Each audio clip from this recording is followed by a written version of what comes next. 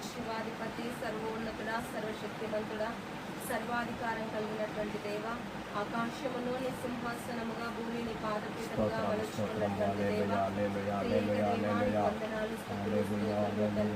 సైన్యములకు అధిపతి అయినటువంటి యెహోవా, పరిశుద్ధుడు పరిశుద్ధుడు పరిశుద్ధుడని నిత్యం వేవేల దూతల చేత గానాపతిగానాలు చేయబడుచున్నప్పటికీ మా స్తుతులను కోరినటువంటి దేవుడు నేను నీ నామమును ఉచ్చరించుటకు తండ్రి, నీ నామాన్ని పలుకుటకు కూడా మేము యోగ్యత లేని వారము తండ్రి, అల్పులము, అయోగ్యులము, ధూళి వంటి వారము ప్రభువా, అపవిత్రమైన పెదవుల కలవారం ప్రభువా, నీ అగ్ని చేత మమ్మల్ని కాల్చండి ప్రభువా, నీ వాక్యం ఇంతవరకున్నదా ప్రభువా, మాకు కావలసినటువంటి ఆత్మీయ ఆహారము మాకు దయచేయండి.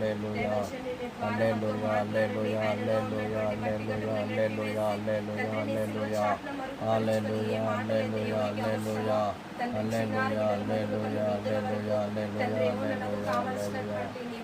శిలువ చాటున మరుగుపరుచుకొని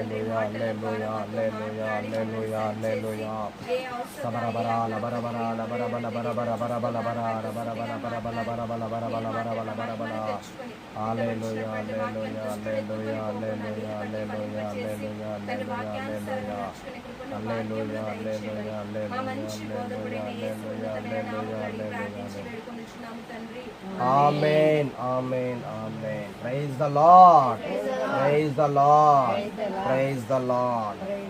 క్రీస్తు నందు ప్రియ సహోదరి సహోదరులారా, దేవుని యొక్క అద్భుత కార్యము మనము చూడాలంటే, దేవుని యొక్క అద్భుత కార్యములు మనము చేయాలంటే మనము దేవుణ్ణి వెతకాలి. దేవుణ్ణి వెతకేవారు అద్భుత కార్యములు చేస్తారు, చూస్తారు.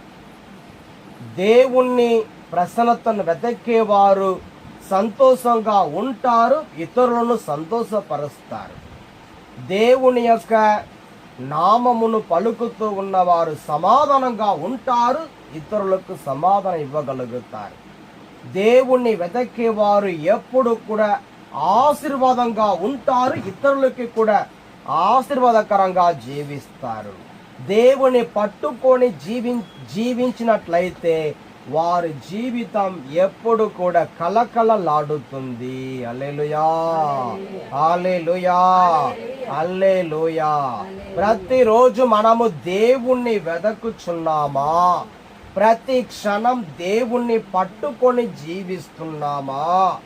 ఏ విధంగా జీవిస్తున్నాము? బైబిల్లో చదువుతా ఒక వాక్యం.